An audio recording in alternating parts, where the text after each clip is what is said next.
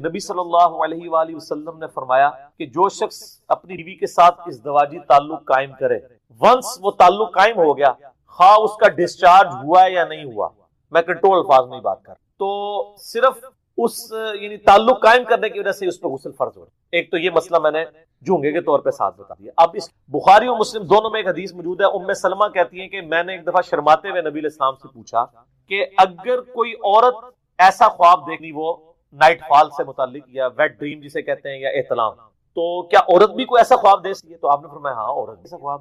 تو پوچھا کہ اگر کوئی خواب دیکھے وہ کیا اس پہ غسل فرض ہوگا؟ تو آپ نے فرمایا کہ وہ اٹھ کے دیکھے، اگر وہ کپڑوں کو گیلا پائے تو غسل کر لے، اگر کپڑے گیلے نہ ہو تو کوئی غسل۔ تو مرد کے لیے بھی یہی ہے کہ اگر اس طرح کوئی ادھیڑ عمر کا بندہ ہے اور اس کو اس طرح کا کوئی خواب آیا ہے، تو وہ یا کوئی جوان بھی ہے اس کو خواب آیا ہے، تو وہ سب سے اٹھ کے پہلے اپنے کپڑے دیکھے، اگر کپڑوں کے اوپر نشان ہو تو غسل فرض ہے، نشان نہیں ہے تو وہ بس ایک ڈریم ہی۔ کے اعتبار سے بنیادی چیز سمجھ لیں کہ 5 چیزیں ایسی ہیں جن سے غسل فرض ہو جاتا ہے۔ نمبر 1، شہوت کے ساتھ منی کا خارج ہونا، کسی بھی وجہ سے ہو لیکن شہوت کے ساتھ۔ نمبر 2، میاں بیوی کا آپس میں تعلق قائم کرنا، ازدواجی تعلق، چاہے اس کے نتیجے میں منی ڈسچارج ہو یا نہ ہو، غسل فرض ہو جائے گا۔ نمبر 3، معاذ اللہ اگر کسی شخص نے مشت زنی کی یا ہینڈ پریکٹس، اس کی وجہ سے اس کی منی خارج ہوئی تو اس پر بھی غسل فرض ہو جائے۔ نمبر 4،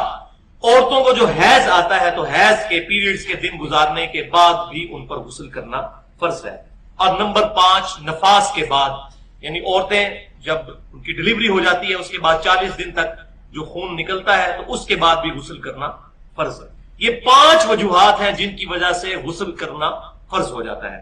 اس کو میں ڈیٹیل کے ساتھ احادیث کی روشنی میں بھی انشاءاللہ تعالی بتاؤں گا۔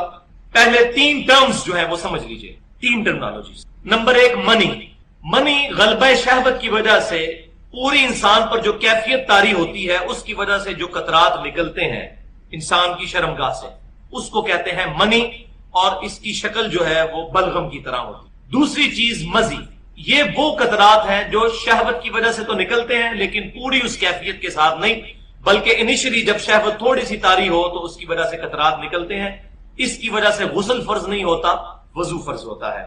اور اس کی شکل جو ہے وہ ٹرانسپیرنٹ پانی کی طرح ہوتی ہے، یہ بلغم کی طرح نہیں ہوتی۔ اور تیسری ٹرم جو ہے ودی یہ ہے کہ اگر کوئی شخص پیشاب کرتا ہے اور پیشاب کے دوران بعض اوقات شرمگاہ سے بالکل بلغم کی شکل کا، منی کی شکل کے قطرات نکلتے ہیں، اس کو کہتے ہیں ودی، اس سے بھی غسل فرض نہیں ہوتا، صرف وضو ہی ٹوٹتا۔ تو بھائیو، اب یہ سارے مسائل میں اپنی طبیعت پہ بڑا جبر کر کے بیان کر رہا ہوں، اس کی وجہ یہ ہے کہ یہ چیزیں بیان کرنی بڑی ضروری ہیں۔ اب مستقبل کا دور ویڈیو کا دور ہے، کتابیں لوگ پڑھتے نہیں اور بات سمجھ نہیں آتی۔ پچھلی دفعہ میری وائف جب وہ میرا لیکچر سن رہی تھی، مجھے کہتی تھی آپ اتنی بے حیائی کی باتیں کر رہے ہیں، تو میں نے اس کو کہا کہ شرم میں کوئی شرم نہیں ہے، مسئلہ ہے کہ یہ چیزیں تو بیان کرنی ہے، اس کے بغیر چارہ نہیں ہے۔ اور اب جس طریقے سے میڈیا نے بے حیائی مچا دی ہے، میرا خیال ہے وہ تو اس سے کروڑوں گنا زیادہ ہے سو کالڈ، اور یہ تو بنیادی ضرورت ہے کہ اب یہ چیزیں اوپنلی لوگوں کو ڈسکس کی جائیں، خصوصاً جوان طبقے کے اندر۔ یہاں پہ جتنے لوگ موجود ہیں ان کو پتا ہو، گھر والوں کو بتائیں، تو یہ بڑی ضروری چیز ہے اس حوالے سے۔ تو صرف منی کے نکلنے سے غسل فرض ہوتا ہے، مزی اور ودی سے غسل فرض نہیں ہوتا، صرف وضو ٹوٹ۔ اچھا، منی کے بارے میں یہ بات بھی کلیئر کر لیں کہ پوری امت کا اجماع ہے، سوائے امام شافعی رحمۃ اللہ علیہ اور ان کے پیروکاروں کے، کہ منی جو ہے یہ ناپاک ہے۔ اور یہ جو اہل بدعت اہل سنت کے اوپر اعتراض کرتے ہیں اصحاب الحدیث کے اوپر کہ یہ منی کو پاک کہتے ہیں، یہ بالکل جھوٹ ہے، چند ایک لوگوں کے کہنے سے پاک نہیں ہو جائے گی۔ اس وقت جو ٹاپ آف دا لسٹ کتابیں ہیں اصحاب الحدیث اہل سنت کی، اس میں نمبر 1 کتاب صادق سیالکوٹی رحمۃ اللہ علیہ کی کتاب ہے صلاۃ الرسول۔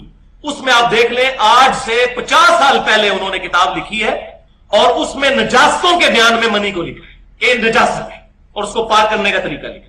اور اس وقت جو پوری دنیا میں سب سے زیادہ اہل سنت کی کتاب چل رہی ہے، جو ہماری اہل سنت پاک.com پہ بھی اپلوڈ ہے، اسلامک بکس والے حصے میں بھی اور سنت طریقہ والے میں بھی، وہ دارالسلام کی نماز نبوی ہے، ڈاکٹر شفیق الرحمان صاحب کی، حفظہ اللہ، بہت پیاری کتاب ہے۔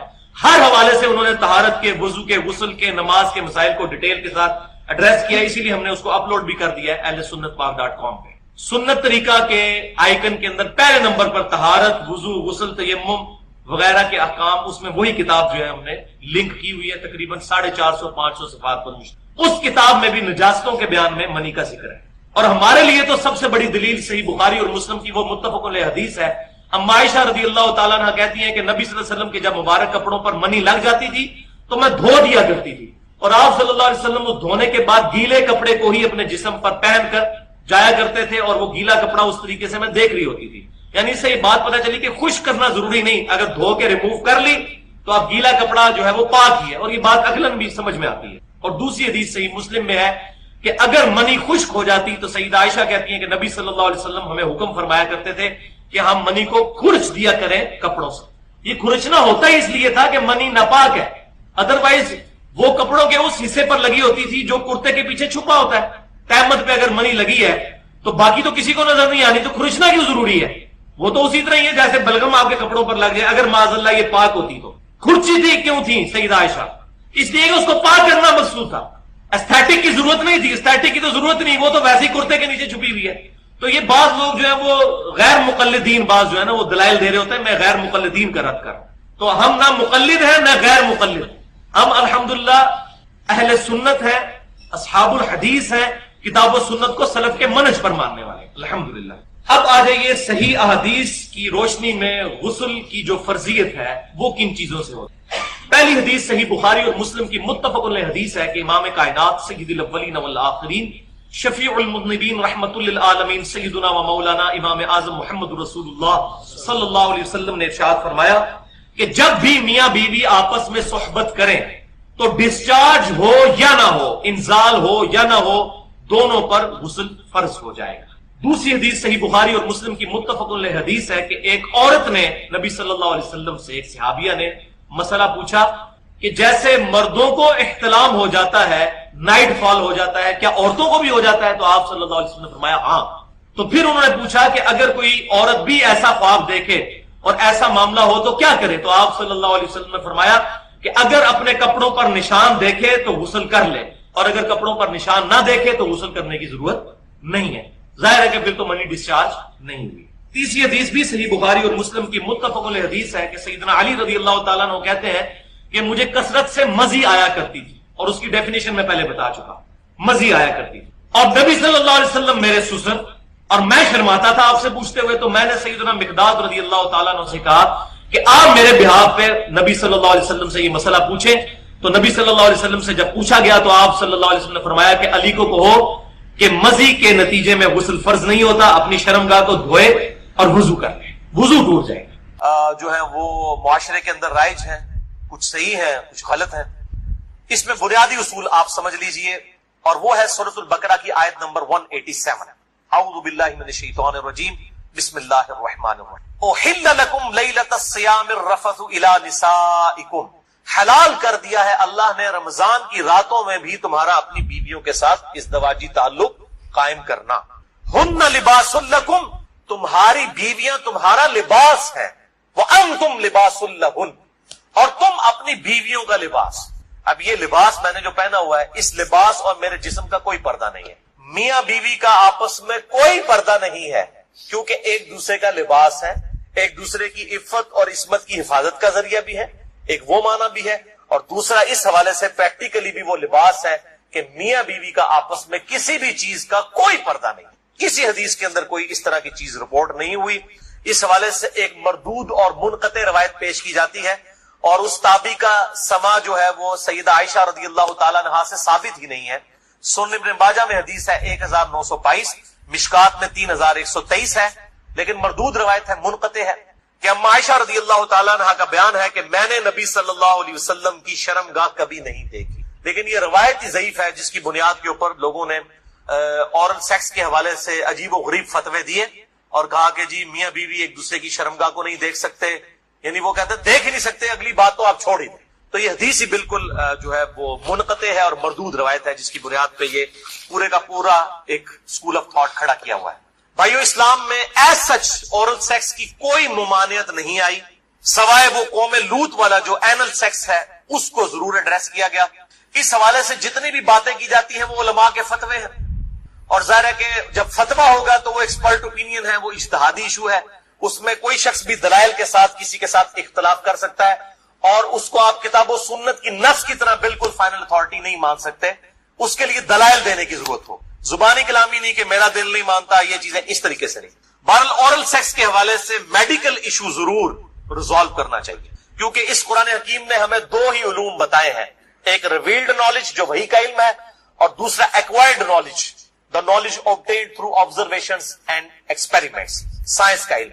ان دو میں سے اگر ایک علم بھی یہ چیز ویریفائی کر دے کہ اس طرح کا ایکٹ جو ہے صحت کے لیے نقصان دہ ہے، تو پھر اس کی اسلام میں اجازت نہیں ہوگی. مثال کے طور پر یہ جو یورینیم ہے، اگر آپ اس کو نیکڈ ہاتھ لگائیں گے تو سکن کینسر اس کی وجہ سے ہو سکتا ہے.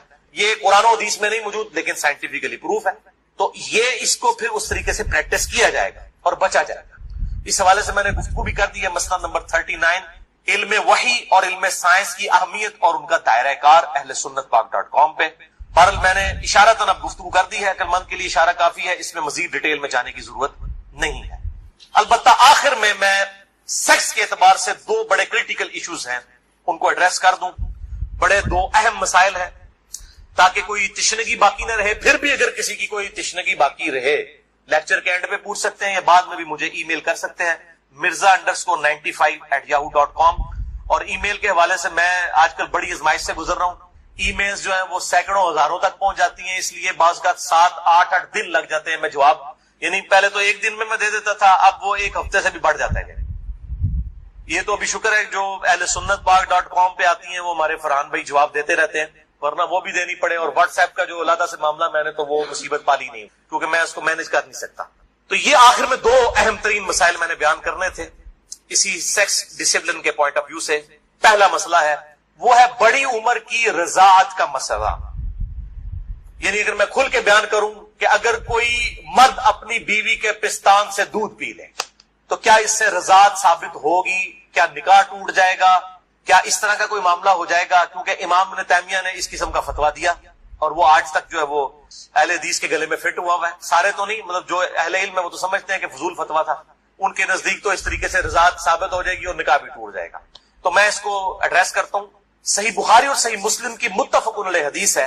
بخاری میں 5099 مسلم میں 3568 3568 اور مشکات میں بھی ہے انٹرنیشنل نمبر کے مطابق 3161 کہ آپ صلی اللہ علیہ وسلم نے ارشاد فرمایا کہ جو رشتے دودھ کی وجہ سے، جو رشتے جو ہے وہ نسب کی وجہ سے حرام ہوتے ہیں، وہی رشتے دودھ پینے کی وجہ سے بھی حرام ہو جاتے ہیں. یعنی اگر دو مختلف ماں باپ والے بچوں نے کسی ایک کامن عورت کا دودھ پی لیا ہے تو اس عورت کی جو اولاد ہے وہ ان کے بہن بھائی بن جائیں گے دودھ کے رشتے کی وجہ سے. تو جس طریقے سے نسب جو ہے وہ حرمت والا رشتہ بنا دیتا ہے، اسی طریقے سے رضاعت کا رشتہ دودھ پینے کی وجہ سے بھی اسٹیبلش ہوتا ہے. اور وہ ایک دو بار دودھ پینے سے نہیں. وہ صحیح مسلم میں 3597 نمبر حدیث ہے، مشکات میں 3167 3167 کہ کم از کم 5 مرتبہ اگر کوئی عورت دودھ پلا دے کسی بچے کو تو پھر وہ بچہ جو ہے اس عورت کی جو ڈائریکٹ اپنی اولاد ہے اس کا وہ بہن بھائی بن جائے گا 5 دفعہ کم از کم. تو وہ محرمات ابدیہ میں داخل ہو جائے گا جن کا ذکر سورۃ النساء کی آیت نمبر 23 چوتھے پارے کی آخری آیت ہے سورۃ النساء آیت نمبر 23 میں. ہمیشہ کے لیے جو حرمت والے رشتے ہیں، یعنی ماں باپ کے ساتھ اس طریقے سے دادی دادا، اس طریقے سے چچا تایا ماموں، یہ سارے رشتے جو حرمت والے ہیں وہ اسی ایک آیت کے اندر بیان ہوئے ہیں سورۃ النساء آیت نمبر 20. بھائیو اس حوالے سے جو احادیث کچھ پیش کی جاتی ہیں کہ اگر کوئی عورت پیالے میں اپنا دودھ نکال کے کسی مرد کو پلا دے تو وہ اس کے ساتھ حرمت والا رشتہ اس کا اس طریقے سے بن جائے گا، تو وہ اس کے لیے محرم ہو جائے گی. تو وہ احادیث منسوخ ہیں اور ان کی ناسخ حدیث صحیح بخاری اور صحیح مسلم دونوں میں موجود. اب امام ابن تیمیہ ان حدیثوں کے اوپر عمل کر کے انہوں نے فتویٰ دے دیا کہ اگر کوئی مرد اپنی بیوی کا دودھ پی لے تو نکاح بھی ٹوٹ گیا، ہمیشہ کے لیے وہ حرام ہو گئی. اور یہ سارا معاملہ حالانکہ یہ حدیث موجود ہے بخاری اور مسلم دونوں میں.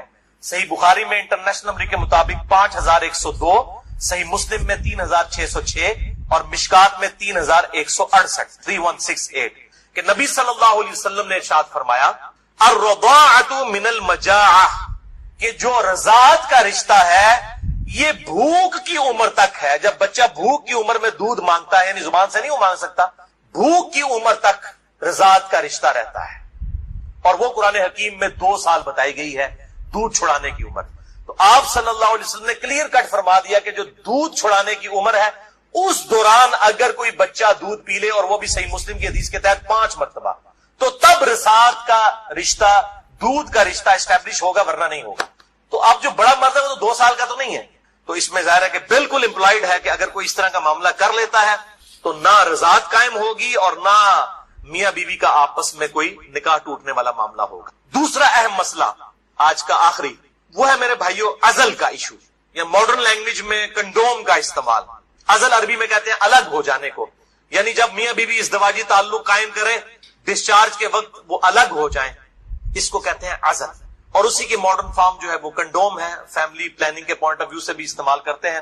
اس میں کوئی شک نہیں ہے کہ مفلسی کے ڈر سے فیملی پلاننگ کرنا اسلام میں قرآن حکیم کی آیات کی روشنی میں اس کی کوئی گنجائش موجود ہے، قطعاً حرام۔ لیکن اگر عورت کی صحت کا ایشو ہو یا اولاد کی تربیت کے پوائنٹ آف ویو سے کسی کے لیے کوئی ریسٹرکشن ہو، وہ معاملہ الگ ہے، اس کے اوپر وہ والا فتویٰ نہیں لگے گا۔ اور اس کے ثبوت میں 3 حدیثیں پیش کروں گا، تینوں صحیح بخاری اور صحیح مسلم سے۔ لیکن اس میں یاد رکھیں کہ جو لوگ اس حوالے سے مرد اپنی نس بندی کروا لیتے ہیں، یعنی سیکچولی ڈسیبل ہو جاتے ہیں ہمیشہ کے لیے، جان بوجھ کے میڈیکلی کروا لیتے ہیں، یا عورتیں اپنی یوٹرس نکلوا دیتی ہیں، اگر کوئی بیماری یا کینسر والا ایشو نہ ہو وہ الگ بات ہے کہ جی تاکہ جی ہمیشہ کے لیے معاملہ اسٹیبلش ہو جائے، یہ قطعاً حرام ہے اور بدعت کبریٰ ہے۔ یہ اللہ کی شریعت کو بدلنا ہے، اللہ کی تخلیق کو بدلنا ہے۔ سورۃ النساء نمبر 119 کے تحت یہ قطعاً حرام اور شیطانی فعل ہے۔ کوئی مرد جو ہے اپنے آپ کو خصی کروا لے، یا کوئی عورت اپنی یوٹرس اور ہم جو ہے وہ حمل کا جو ذریعہ ہے اس کا رحم اس کو نکلوا دے۔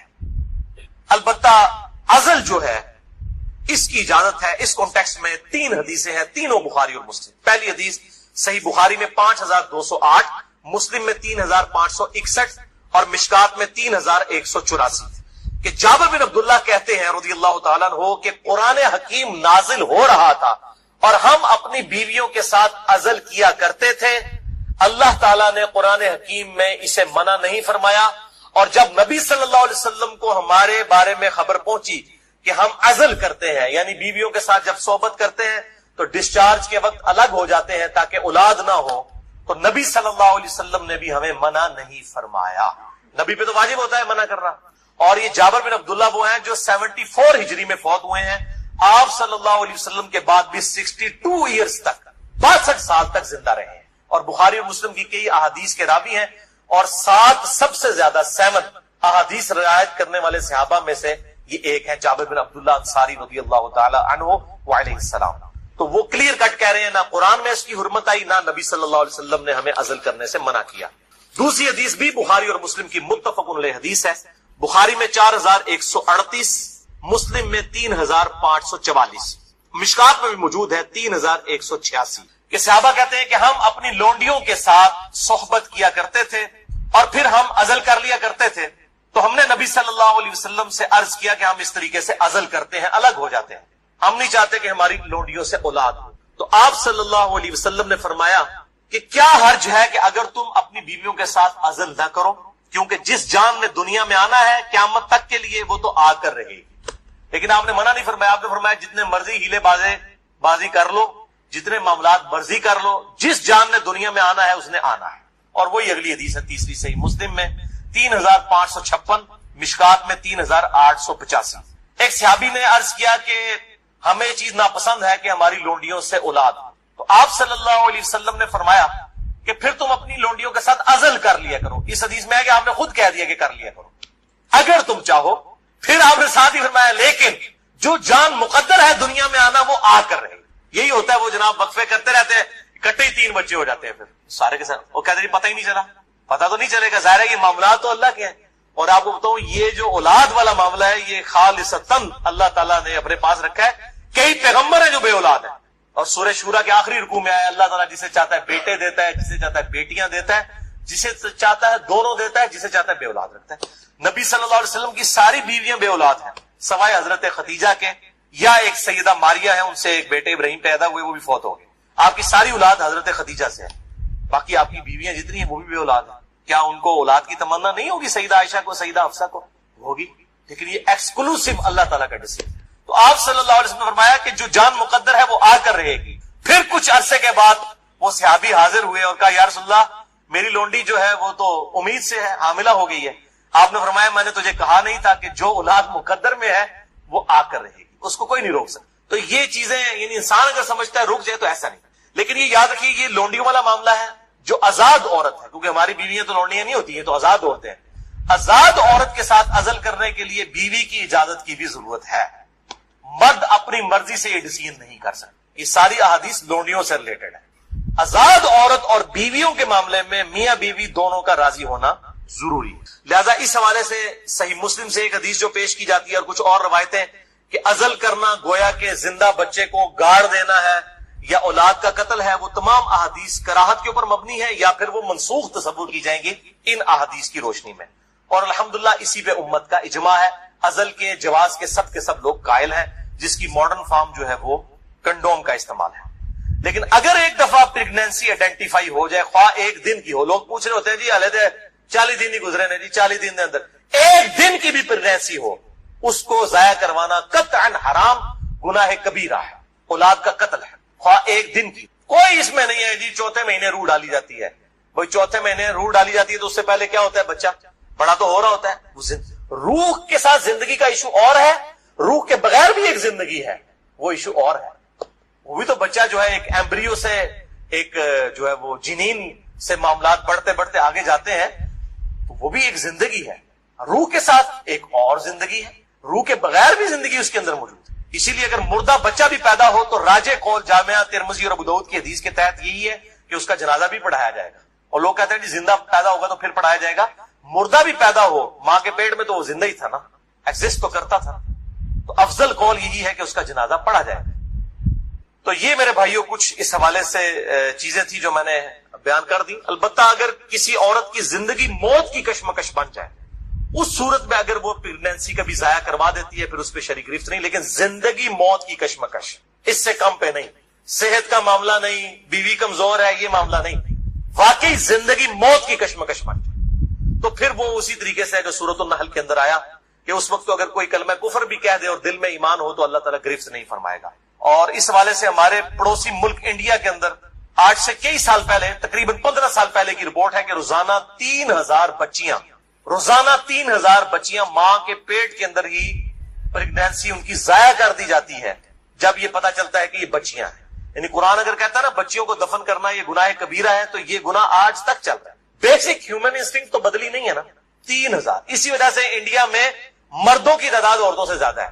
ویسے آپ حیران کن بات آپ کو بتاؤں، اس سال پاکستان کی رپورٹ بھی آئی ہے، پہلے پاکستان میں 52% عورتیں تھیں اور 48% مرد تھے، لیکن اب مردوں کی پرسنٹیج عورتوں سے پاکستان میں بھی بڑھ گئی، اور اس کی مین ریزن ہی یہی، یہ بہت بڑا گناہ ہے اور اللہ تعالیٰ پالنے والا ہے۔ 1901 کے اندر یعنی جب 20ویں صدی کا آغاز ہوا 1 ارب آبادی تھی، پھر اللہ تعالیٰ نے سائنس کی ترقی کرائی، انسان نے بیماریوں کا کنٹرول اس فزیکل فینومینا آف نیچر سے سیکھ لیا، اور اس وقت 1901 میں کہا جاتا تھا کہ 2001 کے اندر اگر دنیا کی آبادی ڈبل ہو گئی نا تو روٹی نہیں کوئی کسی کو ملے گی۔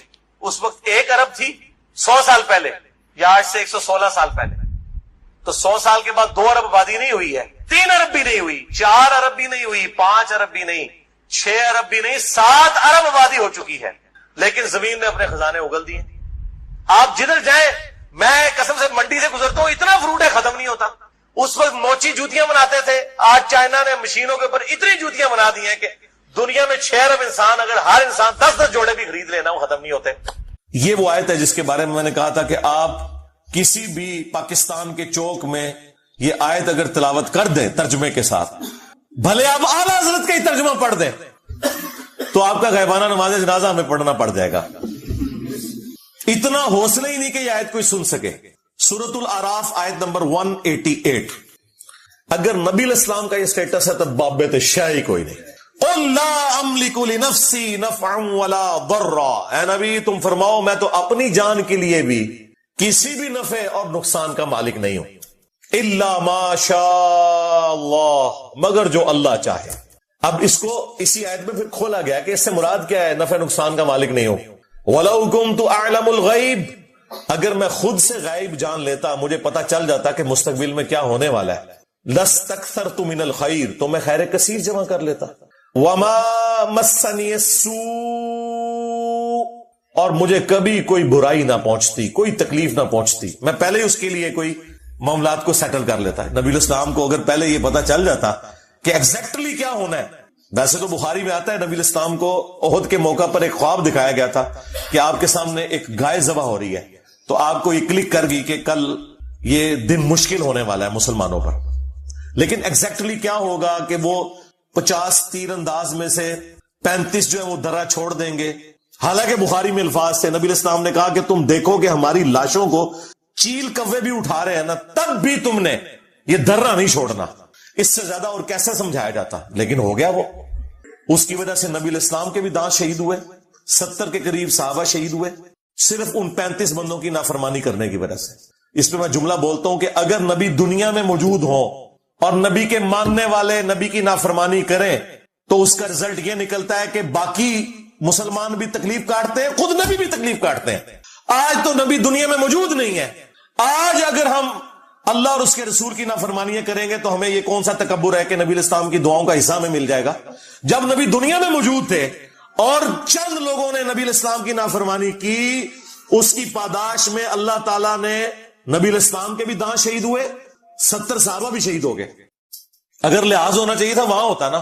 یہ اللہ تعالیٰ نے ایگزامپل سیٹ کی کہ یہ نعرے مارنے چھوڑ دو، جو کچھ بھی ہے تیرے محبوب کی امت سے نہ، محبوب کی اتباع کرو گے پھر یہ نسبت بھی کام آئے گی۔ تمہیں تو یہی بتایا گیا نا کہ نبی نے شفاعت کرنی ہے، یقیناً کرنی ہے، یہ تو سب کو پتا ہے، لیکن جو شکایت لگانی ہے، وقال الرسول یا رب ان قوم اتخذوا هذا القرآن مہجورا، نبی شکایت کریں گے کہ میری امت نے قرآن کو پیٹ کے پیچھے ڈال دیا تھا۔ سورۃ الفرقان سورت نمبر 25 آیت نمبر 30۔ یہ نہیں آپ کو بتایا گیا ان انا الا نذیر وبشیر لقوم یؤمنون، میں تو نہیں ہوں مگر ڈر سنانے والا اور خوشخبری دینے والا ان لوگوں کے لیے جو بات ماننا چاہیں، جو ایمان لانا چاہیں۔ یہ آیت بالکل کلیئر کٹ بتا رہی ہے کہ نبی الاسلام اپنی جان کے لیے بھی نفع نقصان کے مالک نہیں ہے، کسی کو تو آپ چھوڑ دیں۔ نمبر 2، غائب خود سے نہیں جانتے۔ ہاں اللہ تعالیٰ بتائے تو وہ تو نبی ہوتا ہی وہ ہے جسے غیبی خبریں ملے۔ نبی کے لیے جو علم غیب نہیں مانتا وہ گمراہ نہیں، کافر ہے۔ یہ بنیادی عقیدہ ہے۔ وما كان الله ليطلعكم على الغيب، اللہ کی یہ شان نہیں کہ ہر ایک شخص کے اوپر غیب کی خبر جو ہے وہ دے اسے، ولكن اللہ يجتبی من رسله من يشاء، بلکہ اللہ تعالیٰ اپنے رسولوں میں سے چن لیتا ہے جسے چاہتا ہے۔ تو رسول ہوتا ہی وہ ہے جس کے پاس غیبی خبریں آتی ہیں، وہ جتنا اللہ تعالیٰ بتاتا ہے وہ امت تک پہنچا دیتے ہیں، خود سے نہیں جانتے بلکہ اللہ تعالیٰ کے بتانے پر، اور جتنا اللہ تعالیٰ بتاتا ہے۔ اسی آیت کا ایک ورژن جو ہے وہ سورۃ الانعام میں سورت نمبر 6 میں آیت نمبر 50 ہے، لیکن اس میں کچھ اور الفاظ ہیں، ورنہ یہ آیت بھی کافی تھی، لیکن میں نے وہ اسی لیے ڈالی کہ کچھ الفاظ اس میں مزید ایڈ ہیں، اسی مفہوم کی آیت ہے۔ قُلْ لَا أَقُولُ لَكُمْ عِنْدِي خَزَائِنُ اللَّهِ، اے نبی تم فرماؤ میں تو یہ نہیں کہتا کہ میرے پاس اللہ کے خزانے ہیں۔ یہ کہتے نہیں بخاری مسلم میں ہے کہ نبی الاسلام کو اللہ تعالیٰ نے کہا کہ خواب دکھائی گئی کہ زمین کے خزانوں کی چابیاں دے دی گئی ہیں، اور بھائی اس سے مراد رومنز اور پرشینز کے جو خزانے تھے مسلمانوں کے پاس آنے تھے، نبی صلی اللہ علیہ وآلہ وسلم کو خوشخبری دی گئی کہ آپ کی امت وہاں تک پہنچ جائے گی۔ انہوں نے کہا نہیں، جو کچھ زمین میں ہے وہ نبی الاسلام تقسیم کر رہے ہیں، خزانے دے دیے گئے ہیں، تو قرآن اس کے لیے ہے۔ اے نبی تم فرماؤ کہ میں یہ دعویٰ نہیں کرتا کہ میرے پاس اللہ کے کوئی خزانے ہیں، ہاں جب اللہ تعالیٰ نے دیے وہ آپ کی امت تک بھی پہنچے وہ معاملہ الگ ہے۔ اور جی بخاری مسلم میں حدیث ہے کہ اللہ دیتا ہے میں تقسیم کرتا ہوں، آدھی حدیث، بھائی پوری حدیث ہے اللہ تعالیٰ جس کے ساتھ بھلائی کا ارادہ فرماتا ہے اسے دین کی سمجھ بوجھ عطا فرما دیتا ہے، دیتا اللہ ہے تقسیم میں کرتا ہوں۔ یعنی یہ دین جو ہے یہ اللہ تبارک و تعالیٰ نے میرے اوپر نازل کیا، میں تو صرف اس دین کو تمہارے اندر تقسیم کرنے کے لیے آیا ہوں، تمہیں بتانے کے لیے آیا ہوں۔ یہ اللہ کی مرضی ہے کہ کس کے ساتھ بھلائی کا ارادہ فرمائے۔ اس پہ امام بخاری نے بھی باقاعدہ باب باندھا ہے کہ اللہ تعالیٰ جس کے ساتھ بھلائی کا ارادہ فرماتا ہے اسے دین کی فکر عطا فرما دیتا ہے۔ اعلیٰ حضرت نے پورا شعر لکھ دیا، رب ہے معطی یہ ہے قاسم، رزق اس کا ہے کھلاتے ہی ہے۔ وہ کہتے نہیں وہ بخاری میں لکھا ہے اللہ دیتا ہے میں تقسیم کرتا ہوں، لہذا یہ کھاتے ہیں تیرے در کا، پیتے ہیں تیرے در کا، اندازہ کریں۔ اور اب مجھے بتائیں کوئی یہ کہ سرکار غوث اعظم نظر کرم خدارا میرا خالی کا سا بھر دو، اور نسو ادھروں ہے نکلو ادھروں، کیونکہ میرے نبی عیسیٰ ہے ہی کوئی نہیں، تیرے بابے تھے شاہی کوئی نہیں، بلکہ شاہی کوئی نہیں۔ ہاں اب یہ دیکھیں، اے نبی تم فرماؤ میں نہیں کہتا میرے پاس کوئی اللہ کے خزانے ہیں، ولا اعلم الغیب، نہ میرا یہ دعویٰ ہے کہ میں خود غیب جان لیتا ہوں، ہاں جو اللہ وہی کرتا ہے وہ تو بالکل علم غیب کا عقیدہ مانتے ہیں. وَلَا أَقُولُ لَكُمْ إِنِّي مَلَكٌ، اور نہ میرا یہ دعویٰ ہے کہ میں فرشتہ ہوں، نوری مخلوق. نور ہے، نور ہدایت ہے. جو نبی علیہ السلام کو نور ہدایت نہ مانے وہ گمراہ ہے، لیکن سپیشی آپ کی بشر ہے. وہ سورہ بنی اسرائیل میں ہے کہ اگر زمین پر فرشتے آباد ہوتے تو فرشتوں میں پیغمبر آتا، چونکہ انسان آباد ہے تو انسانوں میں پیغمبر آئے گا. یہاں پہ بھی آ گیا، میں یہ نہیں کہتا میں فرشتہ ہوں، کوئی میں نوری مخلوق ہوں، میں انسان ہوں. ان اتبع الا ما یوحى الی، میں تو خود اسی کی پیروی کرنے والا ہوں جو میری طرف وحی کی جاتی ہے. قل هل يستوي الاعمى والبصير، اے نبی ان سے فرماؤ بھلا بتاؤ کہ اندھا اور آنکھ والا برابر ہو سکتے؟ افلا تتفکرون، تو کیا تم غور نہیں کرتے؟ ہم بھی نہیں یہ کہیں گے کہ اندھو، عقل کے اندھو، قرآن و سنت سے دور بھاگنے والوں، تم اور قرآن و سنت والے کبھی بھی برابر نہیں ہو سکتے. تم اپنے بابوں کے دین کے اوپر ہو، صرف ان بابوں کو مانو جو کتابوں کو مانتے ہیں، کیونکہ عزتیں ان بابوں نے اویل کی تھیں کتابوں کی وجہ سے. چندے بٹورے تھے انہوں نے اللہ اور اس کے رسول کے نام کے اوپر، عز و جل و صلی اللہ علیہ وآلہ وسلم. سواریاں انہوں نے سوار کی تھی مکے اور مدینے کے نام کے اوپر، لیکن افسوس پھینکی جا کے بغداد شریف، دیوبند شریف، اجمیر شریف، بریلی شریف کے اندر غداری کی ہے تم لوگوں نے اپنے نبی کے ساتھ. دیکھ لو پھر اللہ تعالیٰ نے کیسا انتقام لیا ہے تم سے، کتنی بڑی بلا تمہارے اوپر چھوڑ دی ہے. میں نبی سا ہے ہی کوئی نہیں، تیرے بابے تھے شاہ ہی کوئی نہیں. 100 دفعہ الحمدللہ پڑھ لیا کرو، تمہیں 100 گھوڑے اللہ کی راہ میں جہاد کے لیے بھیجنے کا ثواب ملے. 100 دفعہ اللہ اکبر پڑھ لیا کرو، تمہیں 100 اونٹ اللہ کی راہ میں بھیجنے کا، قربان کرنے کا، نہر کرنے کا ثواب ملے گا. 100 اونٹ، سر ایک اونٹ کی قیمت آلموسٹ 2-2.5 لاکھ روپے، کروڑوں روپے کا وظیفہ ہے جی، ملینز آف ڈالرز کا یہ وظیفہ ہے فری میں. اور 100 دفعہ لا الہ الا اللہ پڑھ لیا کرو، یہ زمین و آسمان کے درمیان جتنا فاصلہ ہے اس کو ثواب سے بھر دے. سر لا الہ الا اللہ کے پھر برابری کون کر سکتا ہے؟ وہ حدیث بطاقہ ہے نا، کاغذ کے پرزے والی حدیث جامع ترمذی میں، کہ ایک شخص کے 99 دفاتر گناہوں کے کھولے جائیں گے اور نامہ مال تل رہا ہوگا تو اللہ تعالیٰ فرمائے گا میں کسی کے ساتھ ناانصافی نہیں کرتا. دوسری طرف ایک کاغذ کا ٹکڑا ڈالا جائے گا جس پہ لا الہ الا اللہ لکھا ہوگا. وہ شخص کہے گا یہ ایک ٹکڑا کیا کر سکتا ہے، بس وہ رکھنے کی دیر ہوگی وہ پڑھنا بھاری ہو جائے گا. اللہ کے نام سے تو وزنی کوئی چیز نہیں ہو سکتی. اسے کہتے ہیں کاغذ کے پرزے والی حدیث، اس کے لیے جنت کا حکم ہو جائے گا.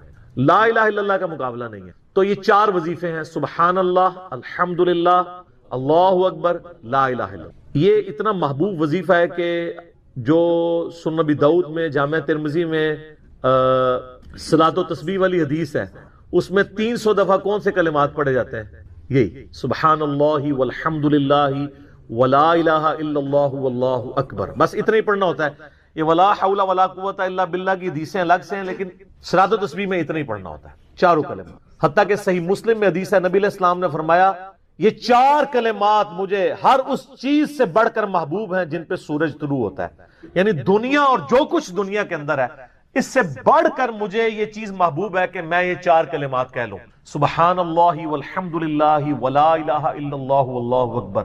اور صحیح مسلم کی ایک اور حدیث ہے کہ نبی علیہ السلام نے فرمایا اللہ تعالیٰ کو اس سے بڑھ کر کوئی اور کلمات محبوب نہیں ہے. اور یہ حصہ بخاری میں بھی ہے اس کا، اور اس میں اللہ تعالیٰ کی طرف سے کوئی پابندی نہیں ہے، تم ان کی ترتیب بھی بدل سکتے ہو. یعنی سبحان اللہ کے بعد آپ اللہ اکبر پڑھ لیں، پھر لا الہ الا اللہ، کوئی فرق نہیں. یہ ایک اوپن چیز ہے. آپ یوں بھی کر سکتے ہیں کہ پہلے 100 دفعہ پڑھ لیں سبحان اللہ سبحان اللہ سبحان اللہ، الحمدللہ الحمدللہ الحمدللہ، اللہ اکبر، کیونکہ را کو پھر لام سے ملائیں گے، اللہ اکبر اللہ اکبر اللہ اکبر، لا الہ الا اللہ لا الہ الا اللہ لا الہ الا اللہ. اور یوں بھی پڑھ سکتے ہیں، وہ زیادہ بہتر ہے، سبحان اللہ والحمد للہ ولا الہ الا اللہ واللہ اکبر، کیونکہ اکبر پہ وقف کریں گے، ورنہ یہ سبحان اللہ تو الحمدللہ ہی پڑھ نہیں سکتے آپ، کیونکہ الحمدللہ الحمدللہ بنے گا کنٹینیوس، جیسے اللہ اکبر اللہ اکبر اللہ اکبر بنے، تو وقف کرنا پڑے گا. سوائے سبحان اللہ کے، سبحان اللہ یہ تو پڑھ سکتے ہیں، لیکن الحمدللہ کو الحمدللہ وقف کرنا پڑے گا. اللہ اکبر اگر ملائیں گے تو اللہ اکبر را کو لام سے، تو اس کی بجائے اتنی مشکل میں نہ پڑھیں، سبحان اللہ والحمدللہ ولا الہ الا اللہ واللہ اکبر. ایک تسبیح پڑھ لے، چاروں وظیفے 100 دفعہ ہو جائیں گے، کیونکہ نبی علیہ السلام نے اجازت دے دی ہے نا، آگے پیچھے دائیں بائیں کچھ بھی کر سکتے ہو. اور یہ ترتیب تو صلاۃ و تسبیح میں موجود ہے، نبی علیہ السلام نے کلمات پڑھے بھی ہیں، آپ کو پتا ہے تبلیغی جماعت والے 3 وظیفے بتاتے ہیں، ویسے بڑی سمجھداری سے ہی کسی نے وہ ڈیوائز کیے ہیں، 100 دفعہ وہ یہ بتاتے ہیں سبحان اللہ والحمد للہ ولا الہ الا اللہ واللہ اکبر، وہ ساتھ وہ بھی بتاتے ہیں ولا حول ولا قوت الا باللہ، وہ بھی پڑھ سکتے ہیں، وہ بھی صحیح بخاری میں رات کو اٹھتے وقت کی دعا ہے، ہل علی العظیم تک بھی پڑھ سکتے ہیں، وہ ابن ماجہ میں موجود ہے۔ میرا ایک یوٹیوب پہ کلپ ہے 6 کلموں کا ثبوت، تو میں نے بتایا 4 کلمے ثابت ہیں، 2 مولویوں کے لکھے ہوئے ہیں آخری والے جو ہیں، تو بلکہ وہ میرا بیٹا تو وہ اس کے وہ کورس میں آیا تو اس نے وہ 2 یاد ہی نہیں کیے، تو اس کو ماں کہہ رہی یاد کرو، کہتی ثابت، وہ کہتا ثابت ہی نہیں ہے تو کیوں ساری یاد کر ہم ریکویسٹ کریں گے، ہمارے پاس بھی وہ کورس اسلامیات کا جو ہے نا اس کو ریویو کرنے کے لیے بھیجا ہوا ہے ہماری اکیڈمی میں انہوں نے، تو ہم اس میں ان کو ریکویسٹ کریں گے کہ یہ آخری 2 کلمے نکال دیں، پہلے 4 کلمے ثابت ہیں، وہ تو ثابت ہی نہیں ہے، تو خام خواہ لوگوں کو آپ رٹا رہے ہیں، الٹا جن لوگوں کی شادی ہونے والی ہوتی ہے وہ بیچارے ٹینشن میں پڑے ہوتے ہیں 6 کلمے یاد کریں، حالانکہ کلمے کے ساتھ تو کوئی تعلق ہی نہیں اس کے۔ تو یہ جو صلاۃ و تسبیح کے اندر بھی پڑھا جاتا ہے، لیکن اس میں لا حول ولا قوت الا باللہ نہیں، وہ تو لادہ سے بخاری مسلم میں حدیث ہے کہ جنت کے خزانوں میں سے ایک خزانہ ہے لا حول ولا قوت الا باللہ، تو آپ پڑھنا چاہتے ہیں ضرور پڑھیں، اس میں وظیفے کے طور پہ آپ پوری تسبیح اس کی پڑھ لیں بے شک۔ تو تبلیغ جماعت والے یہ بتاتے ہیں 100 دفعہ درود شریف بتاتے ہیں اور 100 دفعہ استغفار بتاتے ہیں، بہت انٹلیکچوئل چیز ہے۔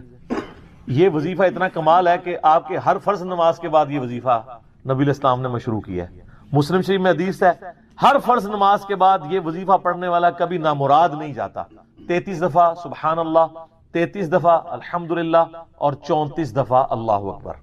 اور ایک حدیث میں ہے مسلم شریف کی کہ جو پڑھے 33 دفعہ سبحان اللہ، 33 دفعہ الحمدللہ، 33 دفعہ اللہ اکبر اور 100 کا عدد پورا کرنے کے لیے پڑھ لے لا الہ الا اللہ وحدہ لا شریک لہ لہ الملک ولہ الحمد وہو علی کل شیء قدیر، 100 کا عدد اس سے بھی پورا کر سکتے ہیں اور 100 کا عدد اللہ اکبر کہہ کے بھی پورا کر سکتے ہیں، تو اس کے سارے گناہ معاف کر دیے جائیں گے اگرچہ سمندر کی جھاگ کے برابر ہی کیوں نہ ہو، لیکن وہ صغیرہ گناہ، کبیرہ گناہ صرف توبہ سے معاف ہوتے ہیں۔ وہ صحیح مسلم میں حدیث ہے کہ اگر بڑے گناہوں سے بچا جائے تو ایک جمعے سے دوسرا جمعہ، ایک رمضان سے دوسرا رمضان اور ایک نماز سے دوسری نماز درمیان کے گناہوں کا کفارہ بن جائے گی، لیکن جو نماز ہی نہیں پڑھتا تو جمعہ پڑھتا رہے تو وہ تو بڑے گناہوں سے نہیں بچا ہوا نا۔ مسلم شریف میں حدیث ہے بندے کے کفر اور اسلام کے درمیان فرق نماز ہے، یہ نہ ہوگا ایک رمضان پڑھ لے اگر رمضان کے بھی چلے سارے، نہیں نہ اس طرح نہیں ہوگا۔ تو یہ وظیفہ اتنا کمال ہے، بخاری مسلم دونوں میں حدیث ہے، کچھ غریب صحابہ حضور کے پاس ہے یا رسول اللہ ہر مقابلے میں ہم برابری کر لیتے ہیں امیر اصحاب کی، وہ روزے رکھتے ہیں ہم بھی روزے رکھ لیتے ہیں، وہ نمازیں پڑھتے ہیں ہم بھی نمازیں پڑھ لیتے ہیں، وہ جہاد کرتے ہیں ہم بھی جہاد کر لیتے ہیں، ایک معاملے میں آ کے ہم مارے جاتے ہیں، قرآن میں بار بار ہے اللہ کی راہ میں خرچ کرو، ہم تو خود ہی غریب ہیں، تو آپ ہمیں کوئی اس کا حل تجویز کریں۔ تو آپ فرمایا میں تمہیں ایک ایسی چیز بتاتا ہوں کہ تم ان کی برابری کر لو گے، تم ہر فرض نماز کے بعد 33 دفعہ سبحان اللہ، 33 دفعہ الحمدللہ، 34 دفعہ اللہ اکبر پڑھ لیا کرو۔ یہ بخاری مسلم دونوں میں۔ کچھ دنوں کے بعد پھر وہ حاضر ہو، یا رسول اللہ وہ تو امیر صحابہ کو بھی پتہ چل گیا، وہ بھی یہی کچھ پڑھ رہے ہیں، اب ہم کیا کریں؟ تو اسی تک لو جناب، تو اسی گرین کارڈ دے بلو کارڈ دے چکر پہ ہو، دنیا دے آخرت کے نہیں۔ صحابہ کرام آخرت کے بلو اور گرین کارڈ کی بات کر، تو نبی علیہ السلام مسکرائے، آپ نے فرمایا ذالک فضل اللہ یؤتی من یشاء، یہ اللہ کا فضل ہے، میں تو اللہ کا فضل نہیں روک سکتا، ٹھیک ہے نا۔ تو ظاہر گیون سرکمسٹانسز اللہ کے دیے ہوئے ہیں، اس کے اندر آپ بیسٹ پرفارم کرنے کی کوشش کریں۔ اللہ کے فضل کو تو کوئی روک نہیں لگا سکتا نا، کوئی یہ نہیں کہہ سکتا کہ جی وہ یعنی تیرے ہوتے جنم لیا ہوتا کیوں نہیں ہوا، ہو سکتا ہے ابو جہل ہی ہوتا، تو جس حال میں اللہ نے رکھا ہے اسی کو آپ بہتر سمجھیں۔ تو اس طرح کی کئی احادیث ہیں جو ان وظیفوں کو سپورٹ۔ اچھا مسلم شریف میں ایک حدیث میں یہ بھی آیا کہ 10 دفعہ سبحان اللہ، 10 دفعہ الحمدللہ اور 10 دفعہ اللہ اکبر۔ اگر کسی کے پاس ٹائم تھوڑا ہے نا تو فرض نماز کے بعد یہ بھی پڑھ سکتے، 10 دفعہ بھی وظیفہ یہ والا کیا جا سکتا۔ ایک بڑی رکت انگیز حدیث ہمارے یوسف بھائی نے اس پہ کلپ بھی بنایا ہے، صفین کی راتوں میں، بخاری مسلم دونوں میں حدیث ہے۔ مولا علی علیہ السلام خود روایت کر رہے ہیں، وہ کہتے ہیں کہ نبی علیہ السلام کو جب اللہ نے کشادگی دی، کچھ غلام آپ کو گفٹ ملے، تو میں نے فاطمہ سے کہا کہ تم پورا دن گھر کی صفائی کرتی ہو، چکی چلاتی ہو، اس کی وجہ سے ان کے ہاتھ پہ بھی نشان بن گئے تھے، اس طریقے سے سامان اٹھا کے لاتی تھی تو وہ رسی کے نشان یہاں پڑے ہوئے تھے۔ تو نبی علیہ السلام سے جا کے جو ہے وہ ایک غلام ڈیمانڈ کر لیتے ہیں جو ہمیں ذرا ہیلپ آؤٹ کر دے گا، جب سب کو مل رہا ہے تو ہمیں بھی مل جائے گا۔ تو سیدہ فاطمہ حاضر ہوئی، یہ حدیث بخاری میں بھی ہے مسلم میں بھی۔ تو حضور علیہ السلام کے پاس گئیں، بات نہیں، طبیعت میں تربیت کس کی تھی سر، بولڈنس نہیں تھی وہ والی، حالانکہ باپ ہے اور حضور کو پتا تھا اپنی بچی کی عادت، تو وہ گئیں، بات نہیں کر سکی، واپس چلی گئی۔ تو حضور علیہ السلام محفل برخاست ہوئی، آپ خود آ گئے۔ سر وہ حدیث کمال ہے، مولا علی کہتے ہیں میں اور فاطمہ ایک چادر میں لیٹے ہوئے تھے، اور نبی علیہ السلام ہمارے گھر میں آئے اور پاؤں کی جانب سے نبی علیہ السلام ہمارے بستر میں داخل ہوئے، حتیٰ کہ آپ کے پاؤں کی ٹھنڈک ہم نے اپنے سینے پہ محسوس کی. یعنی حضور علیہ السلام نے پاؤں کی جانب سے اپنے پاؤں انٹر کیے اور وہ پاؤں سیدہ فاطمہ اور مولا علی کے سینے تک پہنچ گئے تو انہوں نے ان کو سینے سے لگا لیا. سر یہ فرینکنس کسی صحابی کو نصیب ہو سکتی؟ تو آپ نے فرمایا وہ فاطمہ تم آئی تھی، کوئی کام تھا؟ سیدہ فاطمہ سے پھر بھی بات نہیں نکلی. تو حضرت علی کہتے ہیں میں نے نا پھر کہا یا رسول اللہ وہ میں نہیں بھیجا تھا، پورا دن کام کرتی ہے. آپ کی بیوی کہتی ہیں ہماری کوئی ذمہ داری نہیں ہے. یہ بھی تو بیوی تھی نا. بخاری مسلم میں حدیث ہے جنتی عورتوں کی سردار ہے فاطمہ سلام اللہ علیہا. تو میں نے غلام کے لیے عرض کیا تھا یہ تھک جاتی ہے ہمیں ہیلپ آؤٹ کر دے گا. آپ علیہ السلام فرمایا میں تمہیں اس سے بہتر نہ چیز عطا کروں؟ کہ یا رسول اللہ عطا کریں. یعنی آپ لوگ تو سمجھ رہے ہوں گے کہ غلام مانگا ہے تو شاید ایک گھوڑا بھی ساتھ گفٹ مل جائے گا. ان کا جب رات کو بسترے پہ جانے لگو نا تو 33 دفعہ سبحان اللہ، 33 دفعہ الحمدللہ اور 34 دفعہ اللہ اکبر پڑھ لیا کرو. یہ تمہارے لیے اس غلام سے بھی بہتر ہے. یعنی سارے دن کی تھکاوٹ اتر جائے گی. سر یہ بہت بہترین وظیفہ ہے.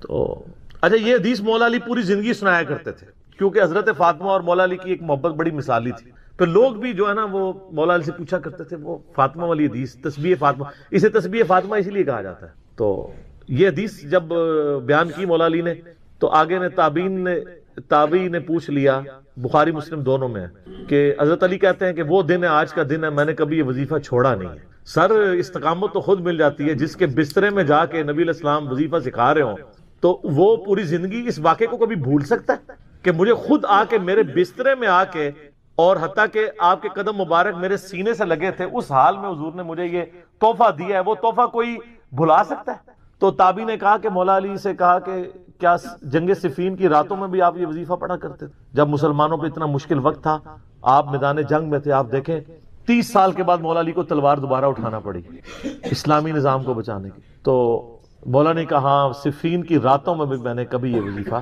نہیں چھوڑا. تو اس پہ وہ کلپ بنایا تھا صفین کی راتوں میں. یہ اتنا کمال کا وظیفہ. اللہ تعالیٰ ہمیں اس وظیفے پہ استقامت دے اور کچھ نہ کر سکیں یہ ضرور کیا کریں. بخاری مسلم میں حدیث ہے، عائشہ کہتی ہیں نبی علیہ السلام نے فرمایا کہ اللہ تعالیٰ کو سب سے بڑھ کر محبوب عمل وہ ہے جو مستقل مزاجی سے کیا جائے خواہ تھوڑا ہی کیوں نہ ہو، بنسبت اس عمل کے جو بہت زیادہ ہو لیکن مستقل مزاجی سے نہ ہو. ایک بندہ ایک دن 1000 دفعہ سبحان اللہ پڑھتا ہے، اگلے دن 10 دفعہ پڑھتا ہے، اس سے بہتر روزانہ ہی 10 دفعہ پڑھ لیں. تو یہ وظیفہ 100 دفعہ پڑھنے کے لیے کوئی زیادہ ٹائم ریکوائرڈ نہیں ہوتا.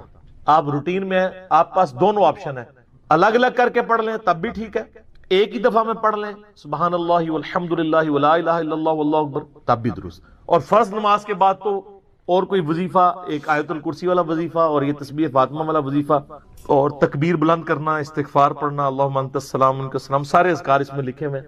چند ایک وظائف تو ضرور پڑھیں اور اس میں یہ والا وظیفہ کبھی نہ چھوڑیں. یہ بہت ایکسٹرا آرڈنری. مغرب کی اذانیں شروع ہو چکی ہیں، بقیہ سوالات انشاءاللہ اذان مغرب کے وقفے کے بعد انشاءاللہ. جامعہ ترمذی میں اور مسند امام احمد میں صحیح سند کے ساتھ یہ حدیث موجود ہے کہ اللہ کے محبوب صلی اللہ علیہ وآلہ وسلم نے فرمایا کہ جو شخص قیامت کو اپنی آنکھوں سے دیکھنا چاہے تو وہ سورۃ التکویر پڑھ لے اور سورہ الانفطار پڑھ لے، یہ دونوں صورتیں آ جائیں گی، اور سورۃ الانشقاق پڑھ لے، وہ اس کے بعد آتی ہے سورۃ المطففین کے بعد.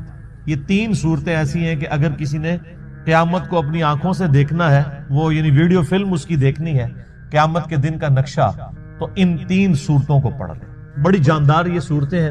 اللہ کا نام لے کے شروع کرتے ہیں. اعوذ باللہ من الشیطان الرجیم، بسم اللہ الرحمن الرحیم. اذا الشمس کورت، وہ وقت یاد کرو جب سورج کو لپیٹ دیا جائے گا. وَإِذَا النُّجُومُ انْكَدَرَتْ، اور ستارے بکھر جائیں گے. میں نے پہلے بھی عرض کیا قیامت والے دن اللہ تعالیٰ نے گریویٹیشنل فورس کو ڈسٹرب کر دینا ہے اور اس کا اینڈ رزلٹ یہ ہے کہ پھر گریویٹی اگر ڈسٹرب ہو جائے تو اس کائنات کے اندر جتنے اجرام فلکی ہیں، جتنے بھی سیٹلائٹس ہیں، یہ سب کے سب تباہ و برباد ہو جائیں گے. جتنے بھی سن ہیں، جتنے بھی سورج ہیں، وہ تمام کے تمام اس کی وجہ سے ایک دوسرے میں مل کے ختم ہو جائیں گے. تو وہ وقت یاد کرو جب سورج کو لپیٹ دیا جائے اور ستارے بکھر جائیں. وَإِذَا الْجِبَالُ سُيِّرَتْ، اور پہاڑوں کو اکھیڑ دیا جائے. اس روئے ارض پہ سب سے مضبوط چیز جو ہے نا اللہ کی مخلوقات میں سے وہ پہاڑ ہے۔ کوئی بھی جاندار یا ہماری لینگویج میں جو بے جان چیزیں ہیں، چاہے وہ درختوں کی فارم میں ہوں، جاندار چیزیں چاہے جانوروں کی فارم میں ہوں، کوئی بھی اتنی مضبوط نہیں ہے اپنی کنسٹرکشن کے اعتبار سے جتنے پہاڑ ہیں، بلکہ یہ پوری زمین کی ڈائنامک بیلنسنگ ان پہاڑوں کی وجہ سے۔ تو پہاڑ بھی گریوٹی کی وجہ سے ڈسٹرب ہو کے اون کی طرح بکھر رہے ہوں، جیسے روئی کے ریشے اڑتے ہیں نا جب اس کی دھنائی کی جاتی ہے، اس طرح یہ پہاڑ اس زمین کے اوپر تیر رہے ہوں گے، زمین بالکل فلیٹ کر دی جائے گی۔ اللہم اجرنا من النار، اللہم اجرنا من النار۔ وَإِذَا الْعِشَارُ عُطِّلَتْ، جب اونٹنیاں، ایسی اونٹنیاں جو کہ پریگننٹ ہوں اور ان کے بچے پیدا ہونے والے ہوں، وہ بھی بکھرتی ہوئی ہر طرف نظر آئیں۔ عرب کے لوگ اصل میں جو یہ اونٹنیاں تھی نا، جو پریگننٹ اونٹنیاں تھی، جس طرح آج کل ہمارے سب کانٹیننٹ کے معاشرے میں جب بھینس کا بچہ ہونے والا ہوتا ہے تو بڑی اس کو پروٹوکول سے، بڑی حفاظت سے اس کو رکھا جاتا ہے، کیونکہ آمدہ جتنی روزی ہے اسی سے وابستہ ہوتی ہے۔ تو عرب کے لوگوں میں اونٹ کی بڑی اہمیت تھی، اونٹ کے بغیر تو ان کی زندگی سمجھ لیں کسی بھی راستے پہ، سفر پہ گزر نہیں سکتی تھی، کیونکہ اونٹ کو اللہ نے ایسی کوالٹیز دی ہیں جو دنیا میں اور کسی جانور کے پاس نہیں ہے۔ 1 مہینے تک بغیر پانی پیے وہ سفر کر سکتے، یہ کوالٹی تو کسی بھی جاندار کی نہیں ہے، وہ سٹور کر لیتا ہے پانی اپنے اندر۔ تو جب اونٹنی جو ہے وہ پریگننٹ ہوتی تھی، حاملہ ہوتی تھی، تو وہ بڑی اس کی حفاظت رکھتے تھے کہ اب اولاد ہوگی اس کی تو ہم نے اس کو آگے لے کے چلنا ہے۔ تو عرب کے لوگوں کو اسی چیز کی طرف توجہ دلائے گی کہ جس اونٹنی کو تم بڑا ایسٹ سمجھتے ہو اپنی زندگی میں، وہ قیامت والے دن وہ پریگننٹ اونٹنیاں بھی گویا کہ اس طرح بکھر رہی ہوں گی، ان کا مالک بھی ان سے بے خبر ہوگا۔ اونٹنیاں کیا، سورہ الحج کے شروع میں آیا کہ جو ماں ہے وہ بھی اپنے بچے کو بھول جائے گی، ہر چیز، ہر انسان نشے کی حالت میں دکھائی دیتا ہوگا، حالانکہ وہ نشے میں نہیں ہوگا بلکہ اللہ کا عذاب شدید ہوگا۔ یہ سورۃ الحج کی شروع کی آیات ہے، میں نے سورۃ القیامہ میں بھی کور کی تھی، آج کراس ریفرنس کے طور پہ ان کو میں نے صرف کوٹ کر دیا، آپ خود پڑھ لیجئے گا۔ وَإِذَا الْوُحُوشُ حُشِرَتْ، جب سارے وحشی جانور بھی یکجا کر دیے جائیں گے، یعنی اللہ کا ایسا خوف ہوگا کہ وحشی جانور بھی سہمے میں ہوں گے۔ ورنہ آپ سوچ سکتے ہیں کہ بکری اور شیر ایک جگہ پہ جمع ہوں اور شیر بکریوں پہ حملہ آور نہ ہو، یہ دوسرے وحشی جانور بھی آپ کو دیکھیں کہ آپس میں لڑتے ہیں، شیر اور چیتوں کی لڑائی ہو جاتی ہے، مگرمچھ اور شیروں کی لڑائی ہو جاتی ہے، یہ سارے لڑنے والے جنگلی جانور بھی قیامت والے دن ایک جگہ جمع ہوں گے لیکن لڑ رہے نہیں ہوں گے، وہ ایسا خوف کی کیفیت ہوگی کہ وہ بھی ڈر کے مارے سہمے میں کھڑے ہوں۔ انسانوں کی بھی کیا حالت ہونی ہے، تو وہ وحشی جانور بھی، کیونکہ قیامت دن ان کو بھی زندہ کیا جائے گا۔ صحیح مسلم میں حدیث ہے کہ قیامت والے دن اللہ تعالیٰ ایک سینگ والی بکری اور ایک بغیر سینگ والی بکری، جس نے دنیا میں آپس میں لڑائی کی اور سینگ والی بکری نے بغیر سینگ والی بکری کو سینگ مارا، تو اللہ تعالیٰ قیامت والے دن، صحیح مسلم کی حدیث ہے، دونوں کو زندہ کرے گا اور بغیر سینگ والی بکری کو سینگ دیے جائیں گے اور سینگ والی کے سینگ چھین لیے جائیں گے کہ آج تم اپنا بدلہ اتارو۔ بدلے کا دن ہے جی وہ، مالک یوم الدین، قیامت کا دن، بدلے کا دن۔ دنیا میں کسی بڑے سے بڑے بدماش کی بدماشی چل سکتی ہے، لیکن آخرت میں لمن الملک اليوم، آج کے دن کس کی بادشاہت ہے؟ للہ الواحد القہار، اس اکیلے اللہ کی جو سب پہ چھایا ہوا ہے۔ آپ دیکھیں یہ سورۃ المومن کی آیت ہے، اللہ نے قیامت کے دن اپنا نام ہی القہار رکھا ہوا، سب پہ چھایا ہوا۔ تو اللہ تعالیٰ فرماتا ہے اس دن وحشی جانور بھی سہمے میں کھڑے ہوں گے ایک جگہ۔ وَإِذَا الْبِحَارُ سُجِّرَتْ، جب سمندر بھڑکا دیے جائیں گے۔ وَإِذَا دَكَّتِ الْأَرْضُ دَكًّا دَكًّا، آگے جا کے آئے گا نا، زمین کو کوٹ کوٹ کے برابر کر دیا جائے گا، یہ زمین کو فلیٹ کر دیا جائے گا، سارے پہاڑ، اونچی نیچی چیزیں سب ختم کر دی جائیں گی۔ تو ظاہر ہے اس کا اینڈ رزلٹ یہی نکلنا ہے کہ زمین کے اندر جو لاوا ہے وہ باہر آ جائے گا یا ایٹ لیسٹ اوپر آ جائے گا۔ تو یہ جو سمندر ہیں، آپ کو پتا ہے سمندروں کے نیچے بھی آتش فشاں ہیں، بعض اوقات سمندروں کے اندر آتش فشاں پھٹتے ہیں تو ایک نئے نئے جزیرے بھی نمودار ہو جاتے ہیں۔ اکثر ٹی وی پہ خبر بھی آتی ہے کہ فلاں سمندر میں، پیسیفک اوشن میں یا اٹلانٹک کے اندر ایک نیا جزیرہ نمودار ہوا ہے۔ وہ جزیرہ کیسے اوپر آتا ہے؟ نیچے وہ آتش فشاں جو ہے وہ اگلتا رہتا ہے، لاوا، وہ سمندر کے پانی میں ٹھنڈا ہوتا رہتا ہے، وہ لاوا جمع ہو کے پورے کا پورا ایک نیا آئر لینڈ بن جاتا ہے۔ اور وہ آتش فشاں اتنے طاقتور ہیں کہ ان کی وجہ سے بعض اوقات جب پانی کے اندر ابال پیدا ہوتا ہے، جیسا کہ آپ کسی پانی کے برتن میں کوئی پتھر پھینکیں تو اس میں سے لہریں جنریٹ ہوتی ہیں نا، تو اسی طریقے سے سمندر کے اندر جب آتش فشاں پھٹتے ہیں نا تو اس کے جو بڑا بڑا لاوا نکلتا ہے وہ بڑے بڑے پتھروں کی فارم میں بن جاتا ہے، لیکن اس کی وجہ سے زمین کے اس لاوے کی وجہ سے سمندر کے اندر ویوز پیدا ہوتی ہیں، جیسا کہ باہر سے پتھر مارنے کی وجہ سے ہوتی ہیں، چاہے باہر سے پتھر مارا جائے چاہے اندر سے پتھر ہو تو وہ ایک دفعہ ویوز تو نکلیں گی، اور وہی ویوز ہیں جو سونامی کی شکل میں، اور آپ جا کے ذرا یوٹیوب پہ ویڈیوز دیکھ لیں، ایک سونامی آتا ہے تو لاکھوں لوگوں کی زندگی اور کروڑوں کی اور اربوں ڈالرز کی جو کنسٹرکشنز ہیں ان کو ختم کر دیتا ہے۔ تو قیامت والے دن بھی یہی ہونا ہے کہ وہ لاوا جب اگلا جائے گا تو یہ جو بڑے بڑے سمندر ہیں یہ سمجھیں کہ دیگیں بن جائیں گی، جیسے دیگ آپ آگ کے اوپر چڑھا دیں۔ اب یہ سارے سمندروں کے نیچے جب یہ آگ سلگ رہی ہوگی تو وہ نقشہ وَإِذَا الْبِحَارُ سُجِّرَتْ، جب سمندر بھڑکا دیے جائیں گے، ظاہر سمندر کے اندر آگ لگ جائے گی، کیسے؟ سمندروں کے نیچے وہ آتش فشاں کی دیگیں ہوگی تو یہ سمندر کے پانی بھی گرمائش کی وجہ سے ابل رہے ہوں گے۔ اللہم اجرنا من اللہ۔ سر انسان کی جائے پناہ کیا ہوگی پھر؟ تو خوش نصیب تو وہ لوگ ہیں جن کو اللہ کے عرش کا سایہ نصیب ہوگا۔ بخاری و مسلم میں حدیث ہے کہ قیامت والے دن اللہ کے سائے کے سوا، یعنی اس کے عرش کے سائے کے سوا اور کوئی سایہ نہیں ہوگا، اور 7 طرح کے لوگ اس کے عرش کے سائے کے نیچے ہوں گے۔ ان میں سے ایک شخص وہ ہے جس نے جوانی میں توبہ کر، در جوانی توبہ کردن شیوائے پیغمبری، یہ پیغمبروں کا طریقہ ہے جوانی میں توبہ کرنا۔ بوڑھا ہو کے تو شیر بھی شکار کرنا چھوڑ دیتا ہے۔ لن تنالوا البر حتى تنفقوا مما تحبون، تم کبھی بھی نیکی کا اعلیٰ درجہ حاصل نہیں کر سکتے جب تک کہ اپنی پسندیدہ چیز اپنے رب کو نہ دے دو۔ انسان کی زندگی میں سب سے پسندیدہ چیز اس کی جوانی ہے، جو جوانی اپنے رب کو دے دے تو ظاہر ہے وہ پھر اس چیز کا حقدار ہے کہ اسے اللہ کے عرش کا سایہ نصیب ہو۔ اس کے علاوہ بھی اور لوگ ہیں، اگر آپ نے وہ حدیث ڈیٹیل سے پڑھنی ہے تو وہ حدیث بخاری مسلم دونوں میں ہے۔ آپ مشکات کی پہلی جلد میں کتاب المساجد چیپٹر میں چلے جائیں تو یہ آپ کو شروع میں یہ حدیث مل جائے گی، کیونکہ اس میں ایک وہ شخص بھی ہے جس کا دل مسجد میں اٹک رہا ہو، اسی لیے وہ مساجد والے چیپٹر میں لے کے آئے ہیں مشکات والے امام۔ تو اللہ تعالیٰ ماتا ہے اس دن سمندر بھڑکا دیے جائیں گے۔ وَإِذَا النُّفُوسُ زُوِّجَتْ، اور جب جانوں کو جوڑ دیا جائے گا، یعنی مطلب روح اور جسم کا تعلق قائم کر کے مردوں کو قبروں سے نکال دیا جائے۔ وَإِذَا الْمَوْءُودَةُ سُئِلَتْ، اور جب کہ اس زندہ بچی سے پوچھا جائے گا جسے زندہ دفنا دیا تھا اس کے ماں باپ۔ آپ کو پتا ہے عرب کے لوگ بچی کی پیدائش سے وہ نفرت کرتے تھے، اور آج تک یعنی ہمارے سب کانٹیننٹ کے معاشرے میں وہ فرسودہ نظریات چل رہے ہیں، حتیٰ کہ مسلمانوں کے ہاں بھی چلتے ہیں۔